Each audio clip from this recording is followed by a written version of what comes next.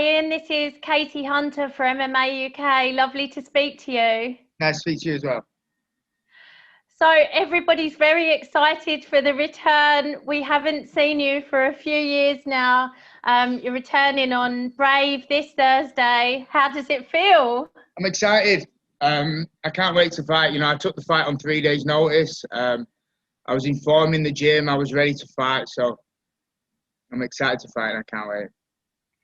I was really excited to get the notification that you were taking this fight. Again, like you said, very short notice. What was it about this fight that appealed to you? It's just a fight. Any fight appeals to me. I've been away. I've been in Australia, then I've come back to England, and with the pandemic and everything like that, I just want to fight. You know, I took some time out. I had a real bad weight cut, which is why I stopped fighting. I did make weight at UFC London. And retired after it. I was in a bad way after that. Took some time raising my family, went coaching in Australia, trained at Absolute, learned a lot there. And then I've come back and working at Shea Welsh MMA now. And I'm in a real good place. And it's just, I've missed it. I've missed fighting, you know, it's been great coaching and everything like that. But this isn't like a 3-day decision. It's been about 14 months in the works. You know, I've been working for 14 months for this. We took a fight on another show. Which the show got cancelled because of Corona.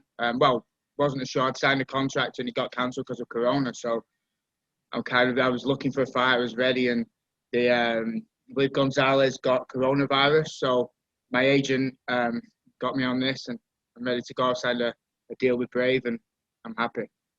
Yeah. I want to come back to the weight cutting issue, if it's okay, because it's such a huge issue in the sport, and it was very scary. I was rereading some of the posts that you put up from back then, and I mean, I think it was a couple of times you had very scary cuts, wasn't it?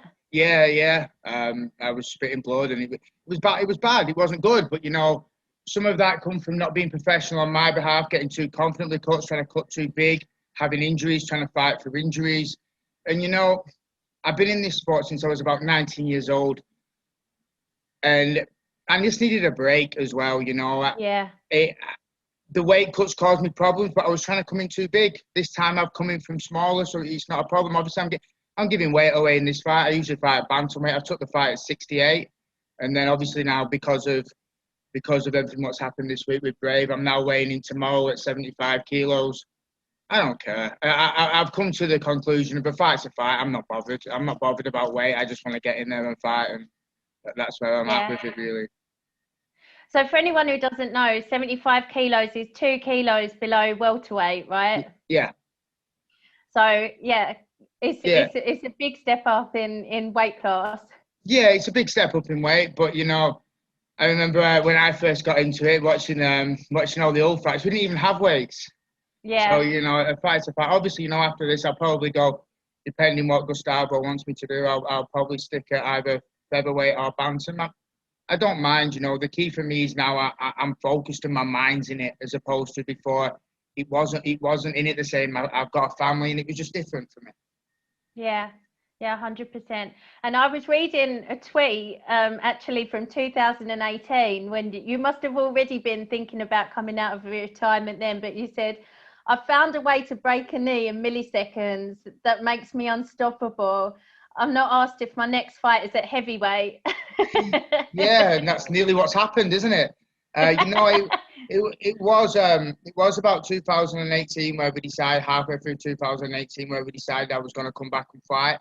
But there was things I wanted to work in on my game, and I wanted to make sure my life was right and everything was right. And it is now. I've got a great team behind me. I've been lucky to work with some amazing guys. And, you know, obviously, when I was at Absolute, Lachlan Giles was there. And the first thing when he was there, I asked him, how do you break the leg? And it helped me a lot, that. Is that your prediction for this fight? No, you know, I used to fight. And, I mean, the only thing I used to have an interest in was a leg lock. If I didn't get a leg lock, I'd win by something else. I wouldn't be happy. Now, I just want to win fights.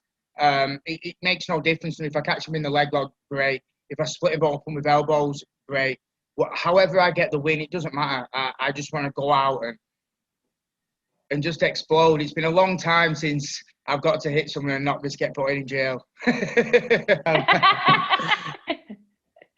I think as well, people always talk about MMA retirements not being forever. And I think what you say about your head not being in it or your heart not being in it, like this sport takes a lot out of you and it's like such a grind. And I think it's often the case for people that they need like a couple of years away from it to come back to it with renewed enthusiasm. For sure. I just need a little bit of time away, you know, and but this sport's addictive, you know, you miss it. You're like, at the end I was like, whatever. And now I've just missed it so much. And my coach is having to stop me in the room, you know, I'm bouncing around and he's having to calm me down every couple of hours because I'm just ready. I'm excited. I feel like it's my first fight and I'm just really ready to go. So what is that itch like when it comes back? Can you describe it? Adrenaline.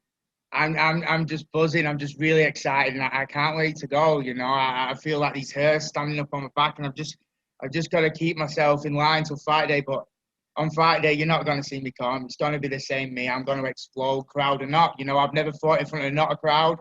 Sometimes I do a little bit of talking, and I hope I'm going to be able to keep my mouth shut. But when I snap, I don't know what I'm going to do. It just goes, and then I'm back to being a normal person again after a fight. And how do you feel about fighting on Brave? And I mean, it's such a weird situation that you're coming back in.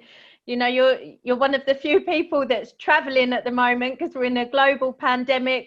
You're having to get tested and all sorts, and you're on a totally different promotion. Explain what the whole experience has been like. I rang my mum to start with and told her that I was an essential worker. No, you know, Brave's been brilliant with me. They've treated me so good here. You know, all the promotions you get treated a bit like a piece of meat to a point. They've been brilliant with me. You know, yesterday they had me out on speedboats doing photo shoots, and they've treated me really, really nice. And it makes you want to fight for them. When a promotion treats you nice, you're like, I'm going to give you guys everything, and that's how I kind of feel with them. And they've given me the opportunity, so I want to pay them back.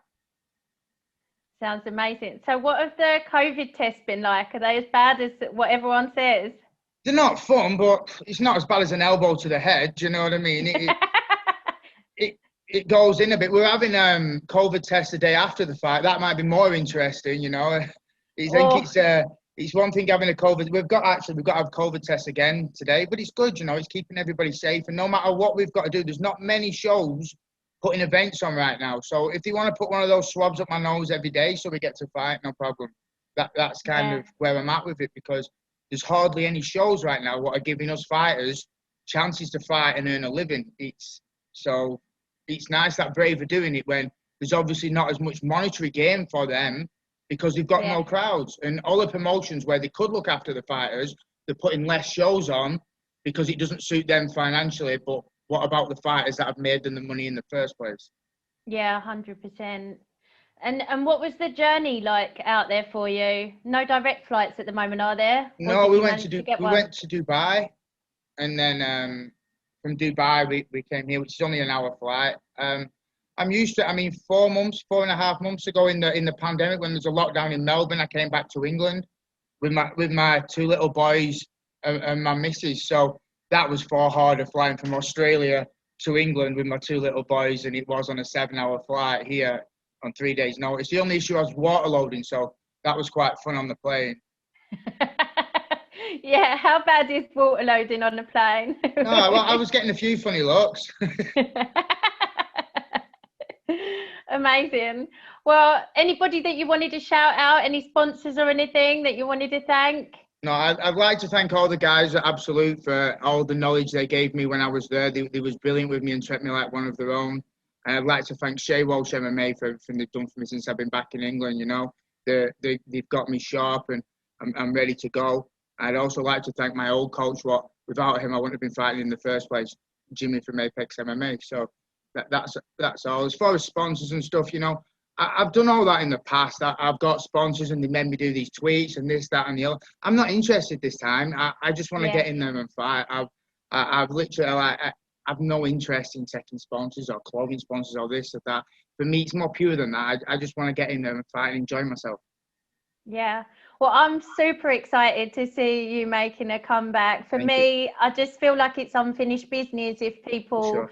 leave the sport because of illness or, you know, anything to do with injuries and stuff. So I'm glad to see you back, and I'd love to see you make a big splash on Thursday. Talk to me about your opponent before you go.